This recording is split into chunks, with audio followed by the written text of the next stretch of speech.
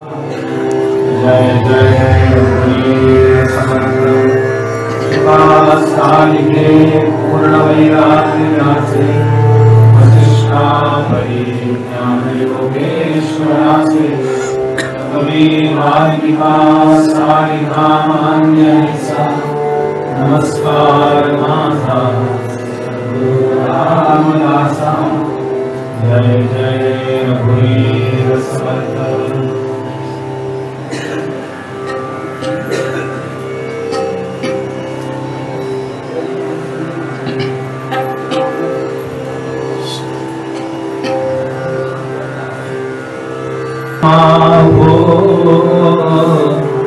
जय राम जय राम राम हो जय राम जय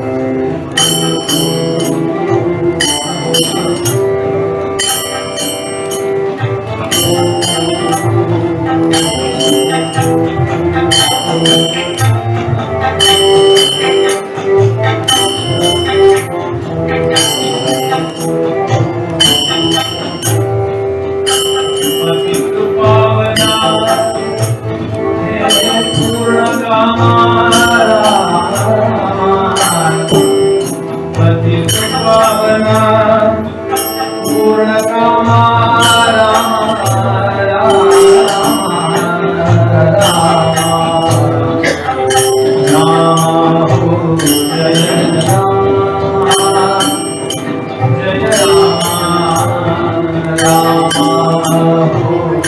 जय राम राम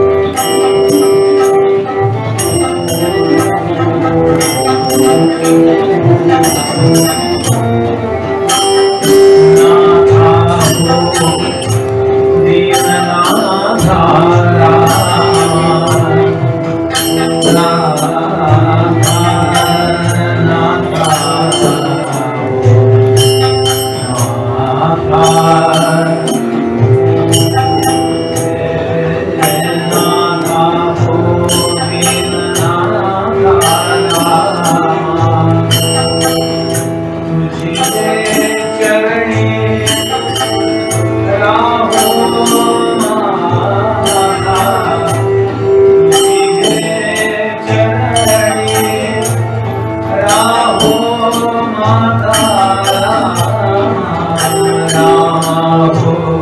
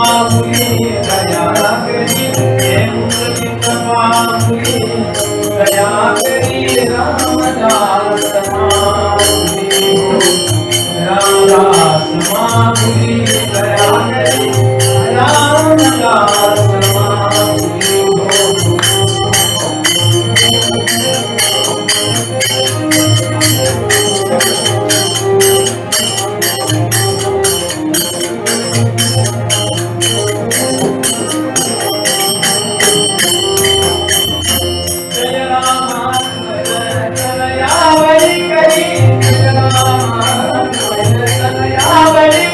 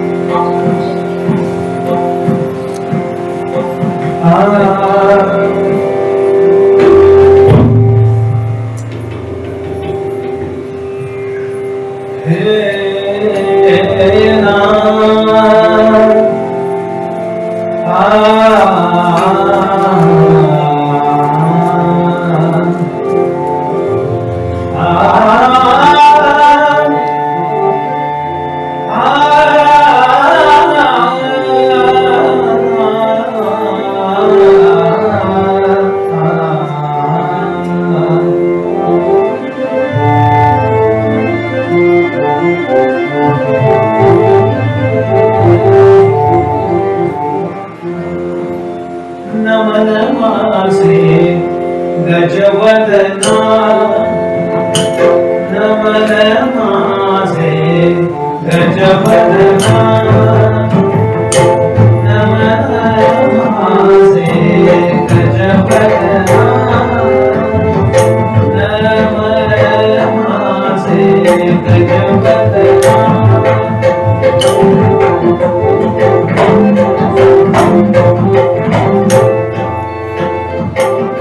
सर्व भावे चरणा सर्व भावे चरणा सर्व भावे चरणा नमन माझे गजवदना नमन माझे गजवदना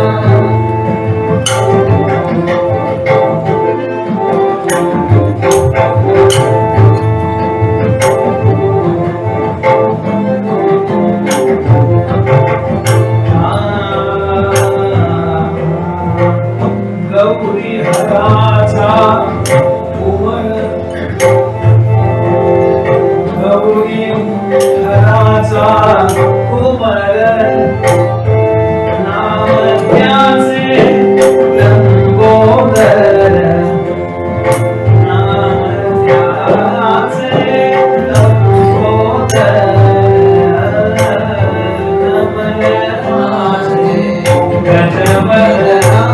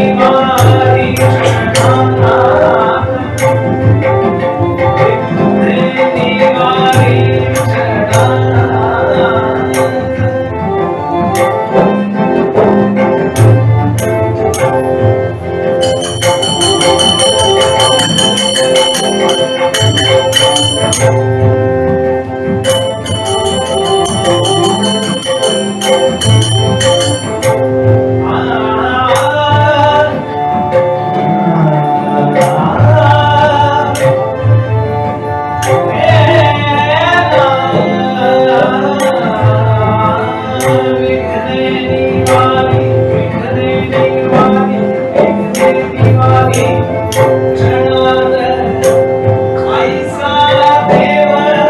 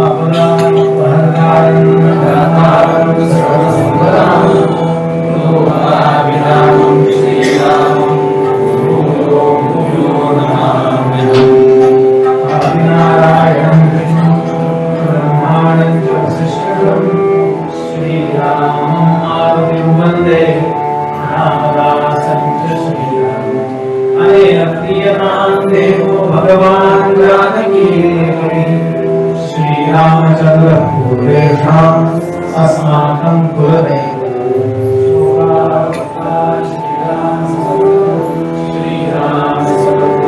श्रीराम जय जय रघुवीर कैलास राणा शिवचंद्रमौली महेंद्रमाता मूर्ति चढ़ाई कारुण्य सिंधु भवदुःखहारी वीर शंभो पूर्णतारी भगवान श्री लक्ष्मी नाथ महाराज की जय सब संतन की जय जय जय रघुवीर समर्थ।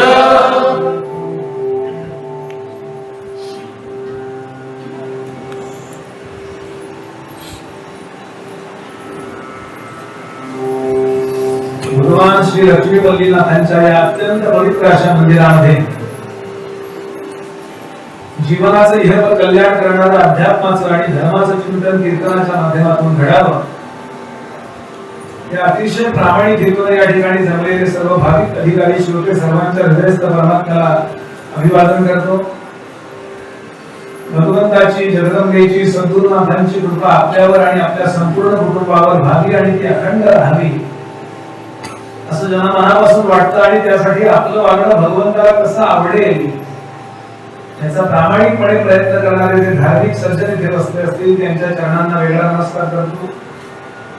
अधिकारी साधक तत्वचिंतक श्रेष्ठाचे कला उपासक वैदिक याज्ञिक समाजातल्या विविध क्षेत्रातले मान्यवर इथे बसलेले आहेत सर्वांबद्दल आदरभाव व्यक्त करतो। इतकं होऊन सुद्धा परमादरणीय भाटे काका आले पुष्कळ लोक असे आहेत की खरोखरीच तुझे कारणे देह माझा पडावा अशा भावनेने भगवान लक्ष्मीपल्लीनाथांची सेवा करतात। त्यांच्या चरणांना मनापासून अभिवादन करतो आणि निरूपणाला सुरुवात करतो। एक 2-3 वर्षांची मध्ये गॅप पडली आहे काहीतरी माझं तोंड कमी पडलं म्हणून त्यांनी बोलावलं नाही मला पण जुळवलं मी 2-3 वर्षात एवढं पुण्य आणि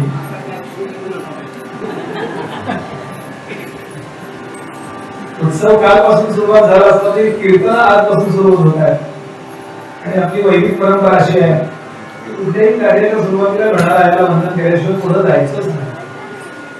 शिवपुराणात स्वच्छ वर्णन आहे की सगळ्या देवतांनी सांगितलं की माणसं पूजन करण्याऐवजी जर घडाया तुझं पूजन केलं गेलं नाही तर ती पूजा आम्ही स्वीकारणार नाही असं सार्वभौम पद गणरायांचं आहे। अगदी भास्कराचार्यांनी गणिताचा जरी ग्रंथ लिहिला तरी सुरुवातीला ते गणेश वंदन करतात। म्हणून आज अतिशय सुंदर फार महत्वाचा असा पूर्वरंग आपल्याला पाहायचा आहे।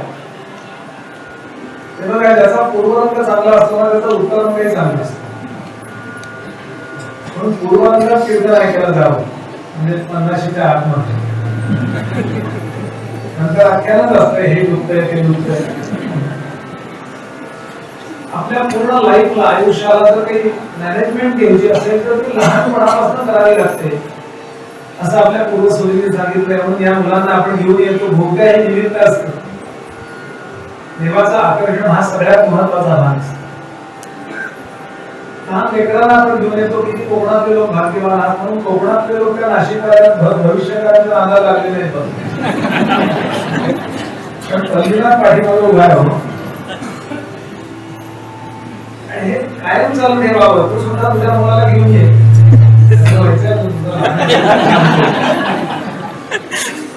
मुलं येतात, बसतात, झोपतात. त्यातून आपण काय करतो? मुलं प्रामाणिकपणे आडवी झोपतात, एवढंच करत. या संस्काराला अत्यंत महत्व आहे आणि या संस्काराने आपला हिंदू धर्म टिकून.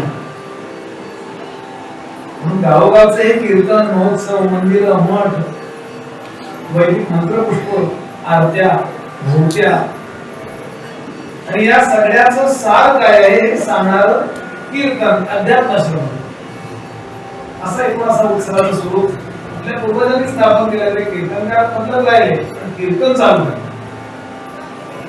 कीर्तन करतं काय, कथा करते काय, आपल्याला यथा शब्द माहिती आहे. याप्रमाणे कथा शब्द माहिती आहे.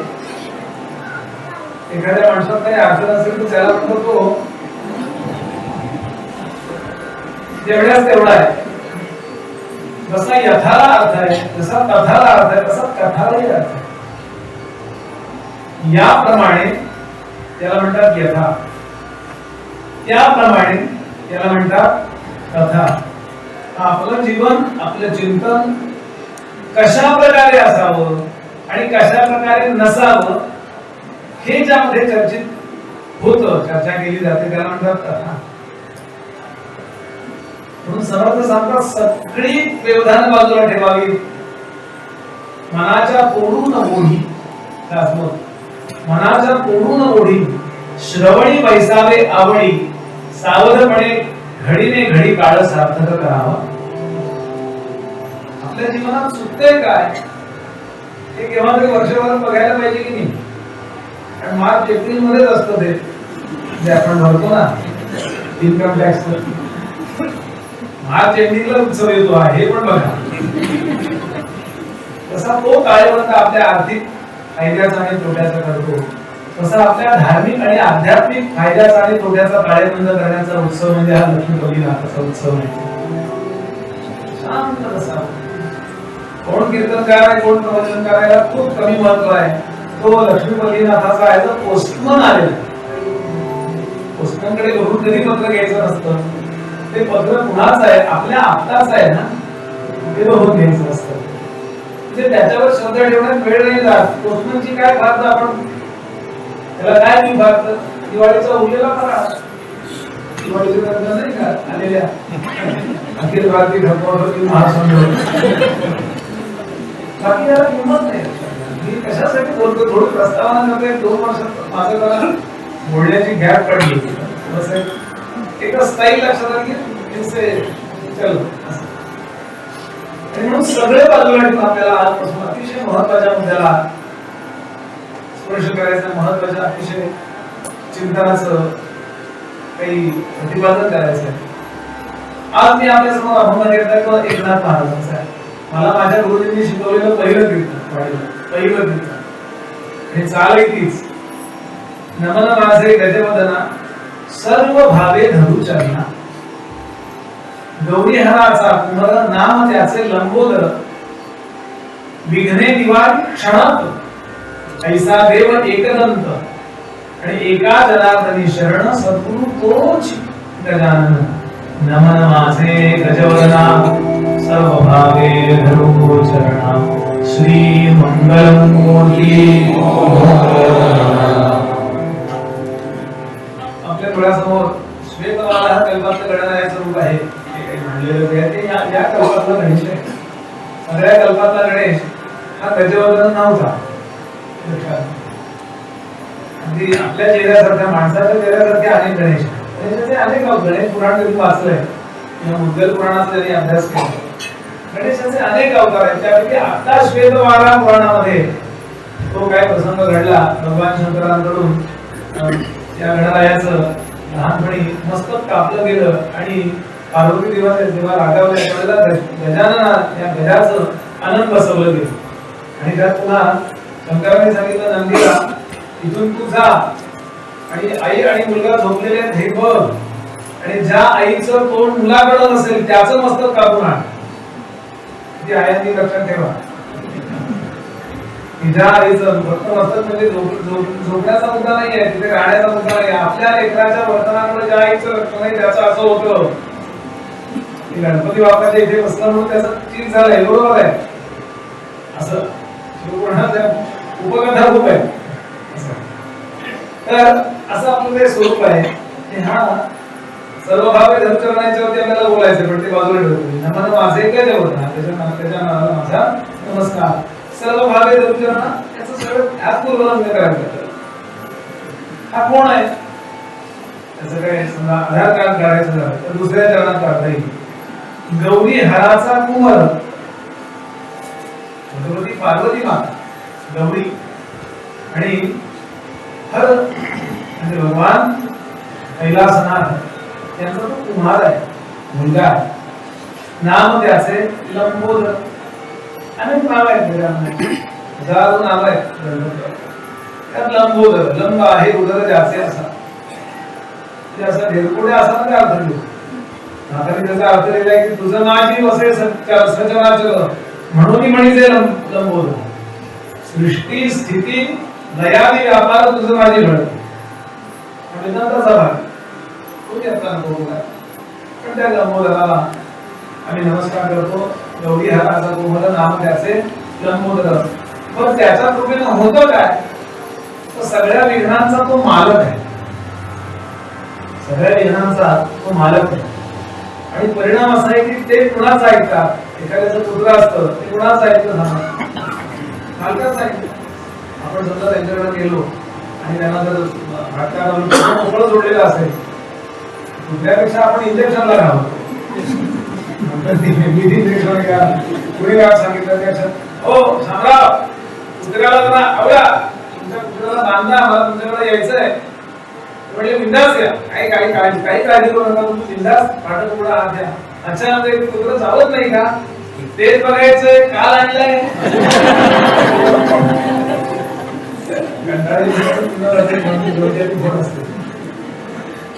पण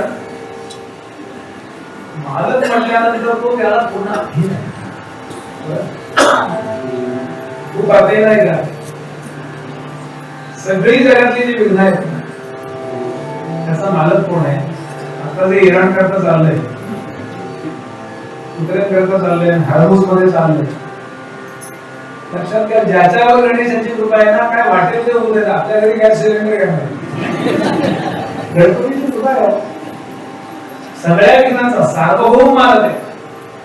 त्यामुळे टाकतो इथोच आणि काढूनही घेतो असा घडला आहे. सर्वत्र आहे त्याचं स्वरूप, आपल्या प्रत्येकाच्या शरीरामध्ये ते आहे. शंकरांचा मुलगा असं म्हणायचं, पण शंकरांच्या जन्माच्या आधीपासून घडला आहे असं गणित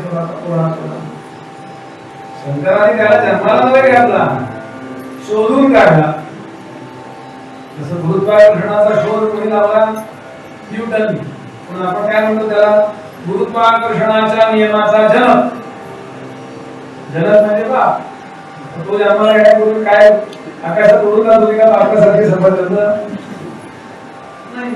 त्याला कळलं, शिवांना कळलं की गणेशी काय शक्ती सर्वत्र आता आपल्यामध्ये आहे. अनेक ठिकाणी आहे. तत्वज्ञानात वर्णन करू, योगाच्या दृष्टीने आपल्या सगळ्यांच्या मूलाधार चक्रामध्ये तो आहे. आपलं जे शरीर आहे, आपले सगळे भोग कोण करतो, भोग कोण देतो आपल्याला, दुःखाचे किंवा सुखाचे. आपण ते गेलेले भोग जे आहे, आपण जे गेलेली कर्म आहे, ती कर्म सांभाळून ठेवली भगवंताच्या व्यवस्थेने. आणि त्या वेळेला ती गोष्ट आपल्याकडे ओपन केली जाते. आधी नाही, परवा काय होणार ते आज नाही आपल्याला कळणार. कधी काय होणार नाही, मरण कधी येणार किंवा सुख कधी मिळणार, काय होणार काही नाही. त्या अचानक येणाऱ्या भोगांचं जे स्थान आहे आपल्यामध्ये, भोगांचं जे गाठोडं घेऊन आलोय कुठे आहे. योगाच्या दृष्टीनं आपलं जे शरीर आहे तिथे मूत्र विसर्जनाची जागा आणि विठ्ठा विसर्जनाची जागा, याच्या मध्ये जी शिवण आहे, या शिवणीच्या आतमध्ये ते सूक्ष्म रूपानं गाठोडं ठेवलेलं आहे. आणि त्या गाठोड्याचा मालक तिथे जर कोण असेल, वेळच्या वेळेला सगळे भोग देणार, आपल्याला तोपर्यंत झोप लागत नाही तोपर्यंत सगळे भोग संपत नाही. आणि पटकन आता इतके बोलायचे भोग, उठ 4 वाजल्यापासून भोग करायचं.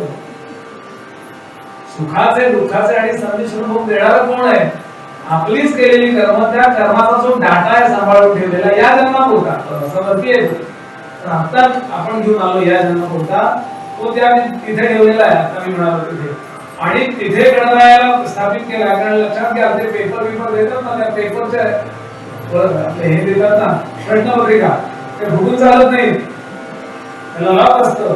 आणि तो तिथे जबाबदार कोणीतरी अधिकारी असतो सरकारचा, एसएससीच्या परीक्षा, एचएससीच्या परीक्षा, तो अधिकारी त्याच्याकडे त्याच्या जाईन ते उघडतं आणि तेवढे पेपर वाटले जातात, प्रश्नपत्रिका वाटल्या जातात. असा इथे आपल्याकडे प्रत्येकाजवळ कोण आहे तर गणराय आहे. आपण म्हणतो ना, त्वं मूलाधार स्थितोसी नित्यम, म्हणजे क्रम तारेचेही आहे. मोठा विचार करायचा, मोठा आहे ते मोठे आहे असं नाही मला म्हणायचं, मला मोठे वाटतच नाही. म्हणजे सुरुवातीपासून शेवटपर्यंत कागद वापरतो असे पुढे राहिले प्रवचन. क्षमा करा मला, मी विभत्स बोलतो पण आहे ती मोठं स्पष्ट आहे, म्हणजे मी तिथं बोलून आलो असं. तर मला सांगायचं काय की तिथे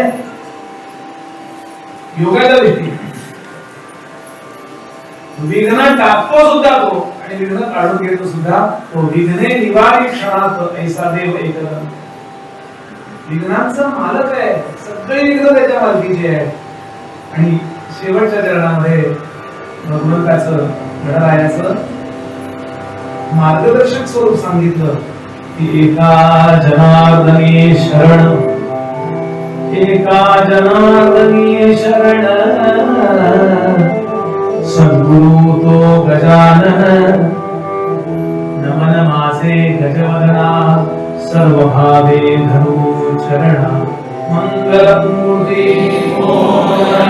साधा अर्थ मी आपल्या समोर ठेवला. आता आपण काय करायचं हा फक्त प्रश्न, ते सगळ्यांनाच कळतंय. आम्हाला सुरुवात करताना विद्यारंभे, विवाहेच, प्रवेशे, निर्गमे, संग्रामे, संकटे, गणरायाला कधी कधी आठवावं. पारंपरिक श्लोक आहे, सगळ्यांना पाठ असतो. ते बऱ्याच जे पाठ असतात ना, त्याच्याकडे आपली पाठ असते, असंच असतं. कुठल्याही विद्यार्थ्याच्या, लहान मुलाच्या विद्येला शिकायला सुरुवात करत असताना, शाळेत जाते जाल ते नंतरच आहे, पण सुरुवातीला गणरायाला समोर आणा. त्याचं शिक्षण एक तर निर्विघ्नपणे पार पडेल आणि नको त्या फॅकल्टीला तो जाणार नाही. आणि इतकं सगळं शिकून लक्ष देता, अरे उगाच शिकलो, याचा काही उपयोगच नाहीये. हे जे मला शिकायला मिळालं तर काही मला उपयोगाचं नाहीये, आणि वेगळंच काहीतरी करावं लागतं की नाही का. स्टार्टिंगला, सुरुवातीला गणरायाला आठवलं नाही, म्हणून विद्येला सुरुवात करत असताना विद्या म्हणजे विवाहाचं. विवाहामध्ये नट्ट्यापट्ट्याला आणि ते साखरेच्या बाईला, त्या शेजारी बाई असते तांदळाची, जरी एक तांदूळ पडला तरी कमी. सध्या इतकं वाढलंय ते प्रकरण, दादांना माहिती पण नसेल. लग्न कायद्यामध्ये सारखी कोण ब्रिटिश आहे, मला आनंद नाही काय काढायचं तुम्हाला वाटेल असं, त्याच्याचा विरोध पुढे करायचा नसतो. पण तिथे ते टायमिंग नाही, त्याच्याकरता आयुष्य पडले तुम्हाला नट्टापट्टा. तिथे गणरायाची पूजा करा, गणेश होम करा, लाचा होम करा, वैदिक मंत्रांना महत्व द्या, म्हणजे विघ्न येत नाही. त्याचं 2-2, 4-4 कोटी एका लग्नाला खर्च करतात, 1 महिना दिवस वाया गेले किती पैसे. असे तुम्ही 10 विवाह केले तर किती पैसे घालवले कोण. आणि अनसक्सेस आहे होते, त्याला लाज वाटते. एखाद्या वेळेस 1% सोडून द्या, की अगदीच काही अगतिक असेल परिस्थिती तिकडची तर सोडून द्या, पण 99% विवाह सक्सेसफुल झाला पाहिजे. यार तो कधी होतो. विघ्नांचा मालक कोण आहे त्याची पूजा केली तर विद्यार्थी विवाहाचं, गणरायाची पूजा करायची. विवाहामध्ये मंगलवाद्य, मंगलाचा मंगल करा, मंगलमूर्ती म्हणतो ना, सगळं मंगल करणारी मूर्ती. मूर्ती म्हणजे आकार, मंगलाची मूर्ती होती. मंगल मूर्तीला महत्व द्यायच्या ऐवजी नको त्या मूर्तीला, अमंगल मूर्तीला महत्व जर दिलं तर काय अमंगलच होणार ना. हे करून ठेवतोय मी. प्री वेडिंगचं नवीन वेडिंग झालं, आधी जाऊन ते स्मशानात रेकॉर्डिंग.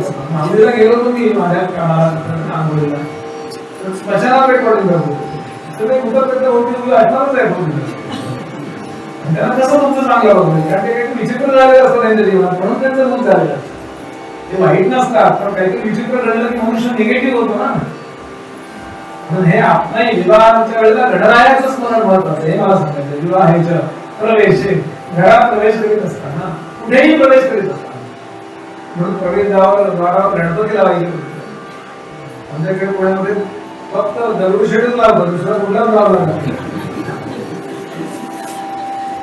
प्रवेश निर्गमे बाहेर पडत असताना गणराय सरस्वती आणि सद्गुरु या तिघांचं स्मरण करा असं गणराय आपल्याला आकलन करून देतो सरस्वती आपल्याला परफॉर्मन्सला शक्ती देते आणि सद्गुरु हा अनुभव देतो तीन एकच शक्ती पण तीन त्याचे स्तर तीन त्याचे स्टाईल्स असं म्हणतील पद्धती अशी आता गणेशचा विषय आपला चाललाय म्हणून प्रवेश निर्गमे तथा संग्रामे संकटाला या युद्धाला जाताना भगवान गोपाळ कृष्ण भगवान रामरायाचं पूजन करीत असत त्रिपुरासुराचं आपण आख्यान अनेकदा ऐकतो भागवतामध्ये त्रिपुरासुराचं आख्यान आहे अनेक ठिकाणी आहे पण 17 वेळा भगवान शंकर हारले असं वर्णन आहे 17 वेळा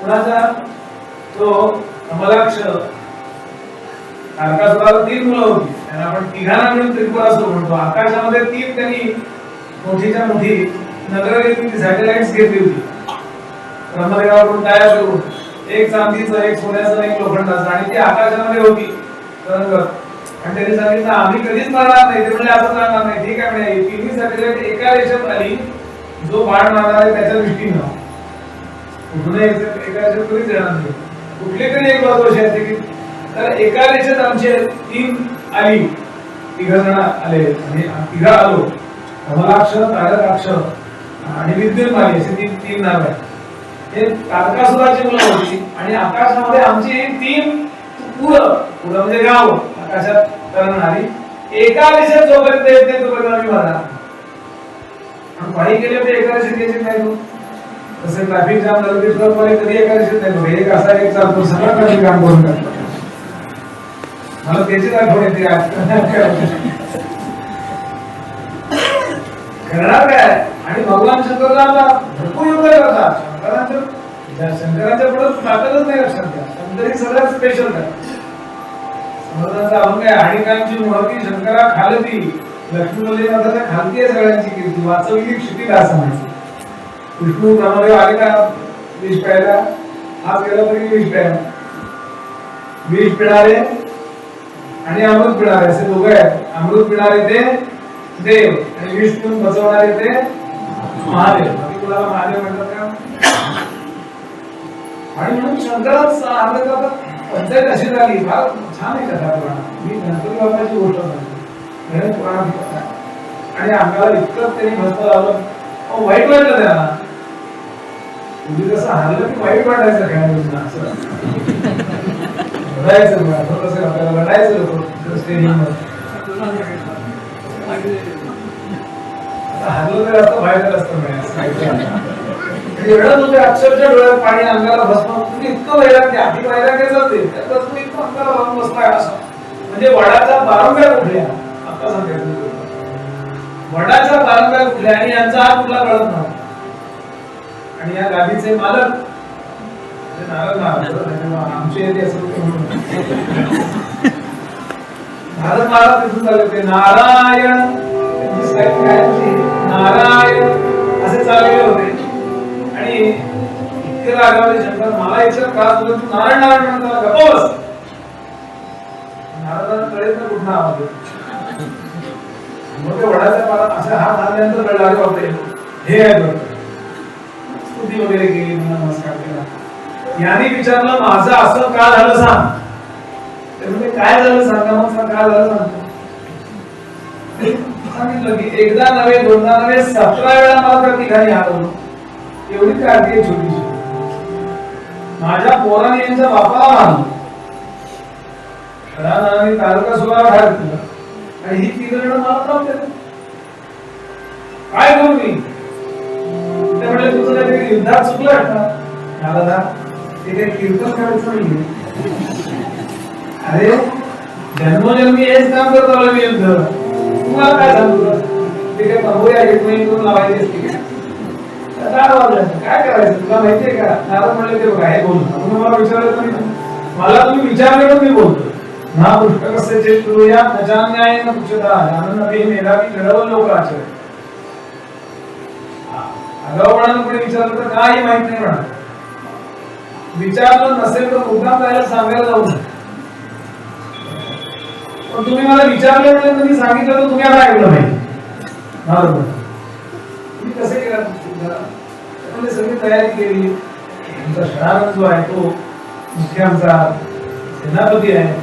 विष्णू आले सगळे आले घोडे झोपले रथ झोपले मी आमचा नंदी घेतला आणि गेलो. तिला सुद्धा म्हणले तुम्ही का तुम्ही सगळ्यांनी निवडणुकीमध्ये गणपतीला निवडून केलंय की बाबा रे तुझी पूजा केल्याशिवाय आम्ही कधी कुठे काहीच काम करणार. शुभ असो अशुभ असो मध्यम असो काही असो तुझी पूजा होणार असं म्हणलं की तुम्ही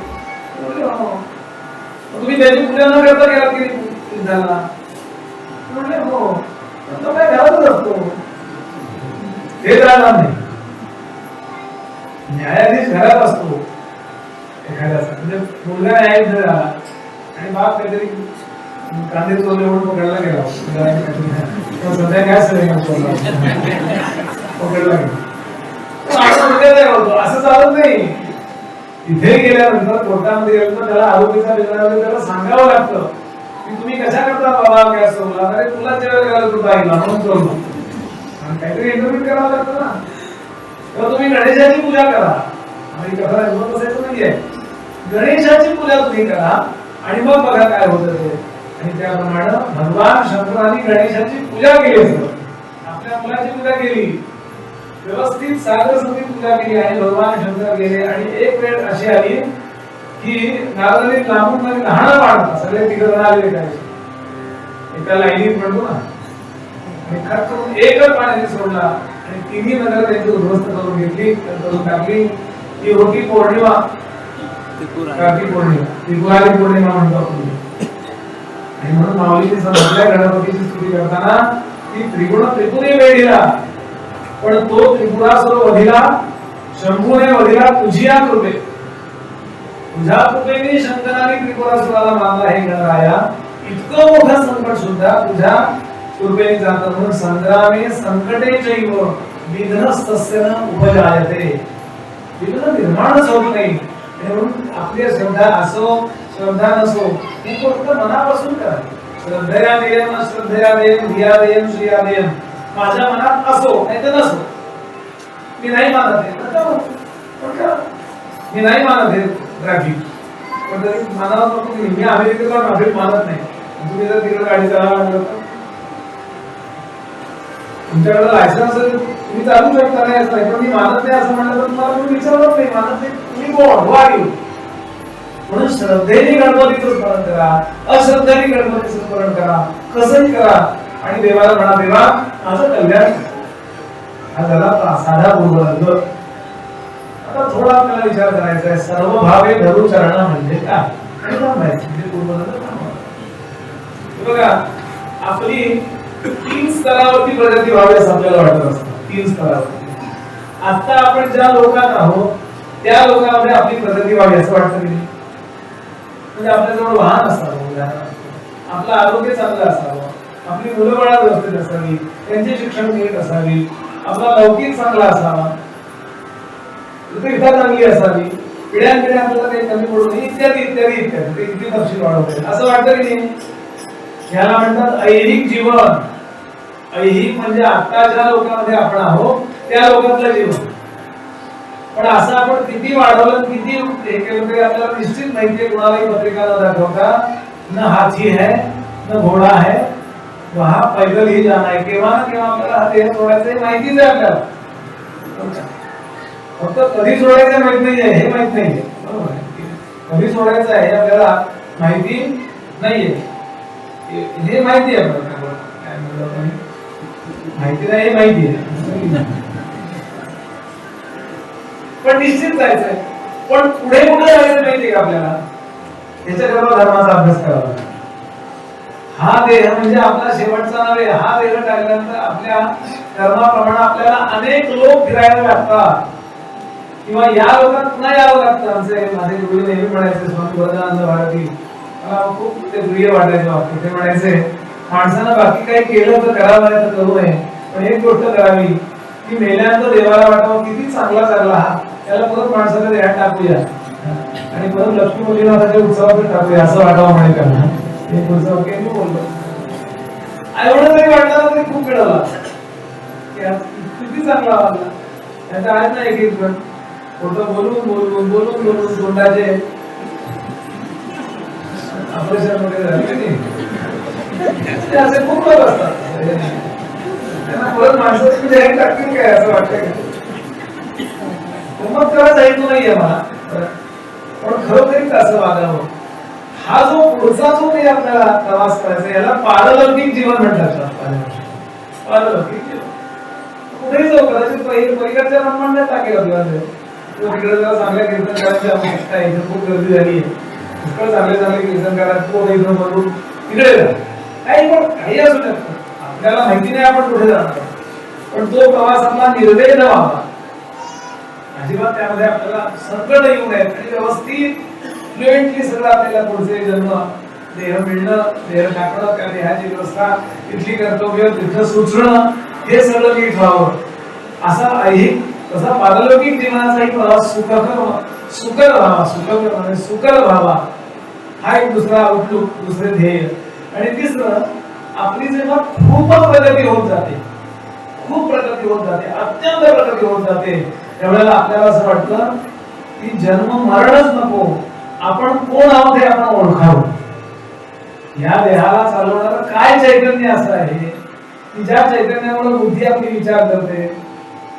आपलं सगळ्या प्राणांचं येणं जाणं चाललंय, मनामध्ये विचार येतात. हे जे काही माझंच नव्हे, सगळ्या जगाचं, ब्रह्मदेवापासून मुंगीपर्यंत सगळ्यांचं जे काही व्यवस्थापन चालवणारा कोण मालकात बसलेला आहे त्याची आणि आपली सुस्पष्ट ओळख व्हावी, याला म्हणायचं आत्मज्ञान.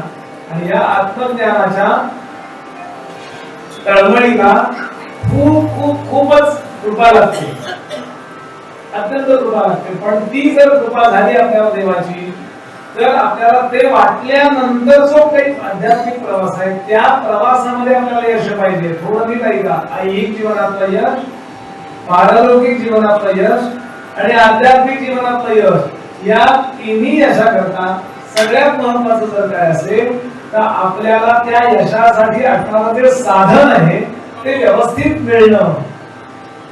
इथून रत्नागिरीतून मला पुण्याला जायचं, कुठल्या मार्गाने जाऊ? उघडून मार्गे जाऊ का इकडून तिकडून कडनं जाऊ? आपल्याला नेमकं साधन मिळालं पाहिजे. ऐहिक जीवनात तिन्ही पुन्हा उद्धार नाही करत. तिन्ही जीवनामध्ये आपलं, आपल्या मुलाबाळांचं कल्याण होण्याकरता आपल्याला नेमकं साधन मिळालं पाहिजे. अरे ती गाडी उगाच घेतली मी, अरे हा मोबाईल उगाच घेतला मी, अरे आम्ही उगाच केलं मी, किंवा हे केलं बरं झालं बा, बाकी मी कालच ऍक्सिडेंट आणला नंतर बंद पडली, बंद झाली, काही पडली काही घ्या तुम्ही. याकरता अतिशय महत्वाचा असतो आपल्या कल्याणाकरता असणारा जो काही साधन मार्ग आहे, तो साधन मार्ग आपल्या स्वभावाप्रमाणे मिळावा लागतो.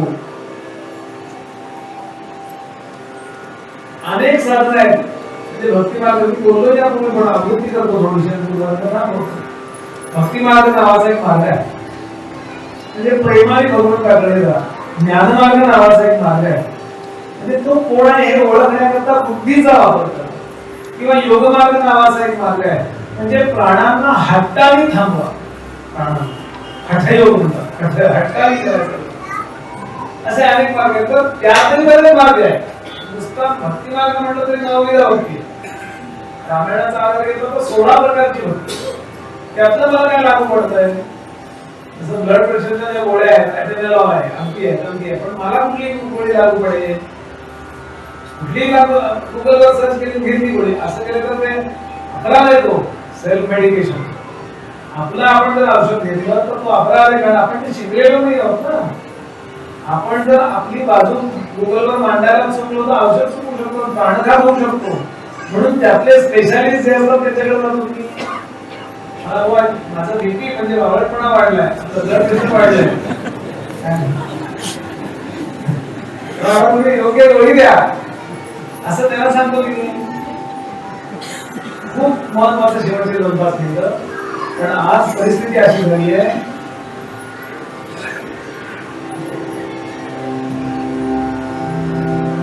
समस्या इतकी महत्वाची गंभीर झाली आहे की प्रत्येकाला काही ना काही साधन माहिती आहे आणि तो ते साधन करतोय आणि वर्षानुवर्ष साधन करून सुद्धा म्हणावी तेवढी प्रगती झालेली नसते. उलट त्या साधनाचा अहंकारच झालेला दिसतो. एखादी सिद्धी येऊन जाते त्याचाही अहंकार येऊन जातो आणि प्रत्यक्षात जी प्रगती व्हायला पाहिजे ती झालेली नसते. याचं महत्वाचं कारण गोळी चुकली आहे.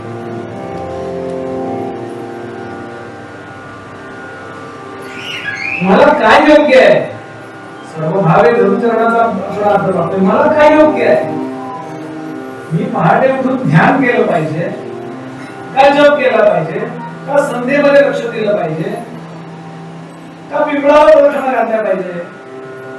रुक्मिणी नावाच्या तरुण मुलीला रामानंदाने सांगितलं तू काही करू नकोस, त्या सर्व पिंपळ दिसले ना याला रोषणा घात, तुला नवरा बदली. आणि तिनं विष्णू सहस्रनाम म्हणत 1 कोटी रोषणा घातली. नुसता नवरा परत नाही आला, कोटी, निवृत्ती, ज्ञानेश्वर, सोपान आणि मुक्ताबाई 4 दिवस झाली. साधन काय केलं, विष्णू सहस्रनाम म्हणत फक्त सुवर्ण पिंपळाला रोषणा. असं येतो सुवर्ण. माझ्याकरता ते योग्य आहे का? काही करू नकोस म्हणाले चौरंगीला तसा की तू बहुतेक सांगणार, खूप दिवसात सांगितलं. त्याला म्हटले तू काही करू नकोस, अमुक अमुक जप कर. आणि पुढे डोक्यावर शिडा तंत्र ठेवतोय, दगड इकडे तिकडे बघितलं तर डोक्यात पडेल. पण त्याच्या करता भगवंत प्रगट झाले. समर्थाने एका मुलाला सांगितलं, सापडला एक माणूस होता, तो म्हणला महाराज कुठेही गेलो की मला अनसक्सेस जाऊ, काय करू मी, काय गरीब आहे. आणि त्यांनी पाहिलं होतं त्याचा असं चेहरा पाहिला. त्यांनी सांगितलं आजपासून एकच नियम कर, जेवण करण्यापूर्वी नाम लावलेला माणूस पास झाला. समर्थांच्या विरोधात कथा आपण ऐकली पण असेल. नाम लावलेला माणूस पाहिल्याशिवाय जेवायचं नाही. तुझं दारिद्र्य 300 वर्षापूर्वीचा काळ होता म्हणून जमलं ते. आता त्याला असता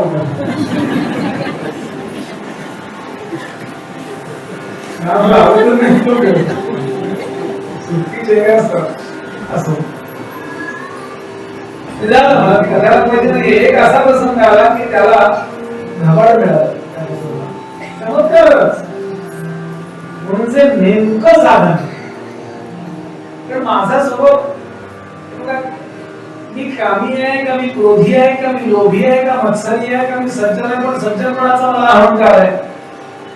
मी देवधर्म करतो पण देवधर्म करतो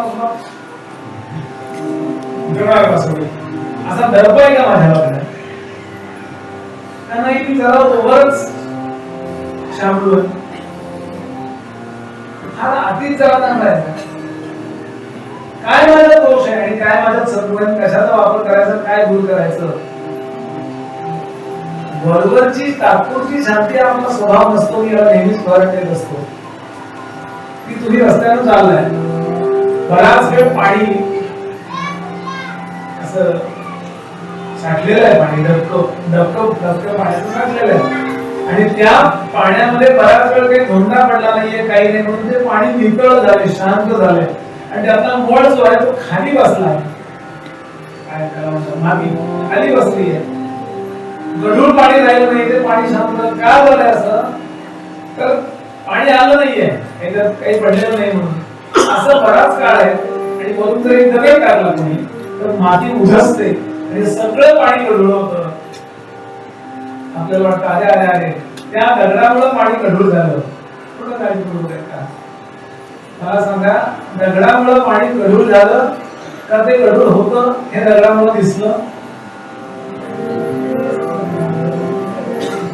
जीवनात येणारे प्रसंग आहेत ना, हे आपल्या चित्तातला सगळा मोळ वरतो. तात्पुरती शांती, तात्पुरती नम्रता, तात्पुरतं जे काही असतं ना, ते काही खरं नसतं. म्हणून आपल्याला आपल्या अंतःकरणामध्ये उतरावं लागेल तर आपल्याला उद्यापासून उतरायचं. मी कसा आहे, दुर्गुण नाहीये माझ्याकडे, पण माझ्याकडे सद्गुण आहे. कसा मला अहंकार आहे का? बली नावाचा राजा होता, तो असा होता, ज्ञानेश्वर होता, पण त्याला राणाचा अहंकार होता. उदाहरण द्यायचं झालं तर आपल्या सगळ्यांचा हार्ट चालू आहे, किती हृदय चालू आहे, पण चालू आहे कळते का? हार्ट त्याचा शब्द वापरतात ते पाल्पिटेशन, त्याचं जे धडधड जे आहे ते कळते का आपल्याला? पण कळायला लागलं की ऍडमिट करावं लागतं. तसं सद्गुणाचं सुद्धा पाल्पिटेशन नको आणि दुर्गुणाचं सहजपणानं बाजूला गेला पाहिजे. त्याकरता डूज अँड डोंट्स, इट्स आणि व्हॉट्स खूप आहे. असा वरवर आपला प्रगती होत नसते. खूप लोक खूप करत असतात, पण त्यांचं का प्रगती होत नसते? तर ते सर्वभावे धरू चरणा असे शरण नसतात. उद्यापासून आपल्याला सर्वभावे धरू चरणा म्हणायचंय आणि देवाला प्रार्थना करायची. म्हणून फक्त एवढंच करा, तुम्ही काही नाही करायचं, फक्त शांतपणाने येऊन बसा आणि मन लावून घेत नाही. जी काय आलं आपण करायचं ते आम्ही तिघं जवळ करू. माझ्या वयाचा विचार करू नका, मी कुठून आल्याचा विचार करू नका, ओळख आहे का नाही याचा विचार करू नका. येऊन बसा. मी खरं सांगतो, अध्यात्म श्रवण असं आहे, जिंदगी के साथ बिन जिंदगी के पार. देह टाकला तरी हेच बरोबर येतं, देह असताना सुद्धा. आणि आपलंच नाही, आपल्या मुलाबाळांचंही कल्याण करतं. म्हणून सकुटुंब सपरिवार अध्यात्म श्रवणाला जाऊन बसावं असं समर्थांनी आग्रहाने म्हटलंय की सगळं बाजूला टाका आणि अध्यात्म श्रवण करा. असो, उद्यापासून छान एक अभंग घेऊन आपण लक्ष्मीपल्लीनाथाची कीर्तन सेवा करू. तोच बोलावून घेतो. एकही वाक्य मी ठरवलं नव्हतं करण्यात येताना की हा अभंग घ्यावा का हा अभंग घ्यावा इथपर्यंत होतो. ही जर आपल्याला नेमकी साधना मिळाली, नेमकं उपासन मिळालं, नेमकं आपल्याला म्हणतो गोळी नेमकी मिळाली, होमिओपॅथीचं असतं ना, बरोबर नेमकं मिळावं, बस सगळ्यात तो बाहेर जाणार. आणि ही जर आपल्याला योग्य साधना मिळाली तर काय चमत्कार होतो हे मी आपल्याला आख्यानामध्ये सांगणार आहे, उत्तरामध्ये सांगणार आहे. असा पूर्वक आपण चांगला ऐकला, तसा आख्यानही चांगला ऐका अशी विनंती करतो आणि इथेच विरमतो. मूळ पदामध्ये माझे नाथ महाराज सांगतात,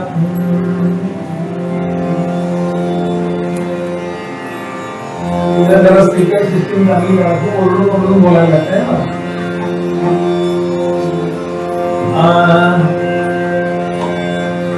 नमन माझे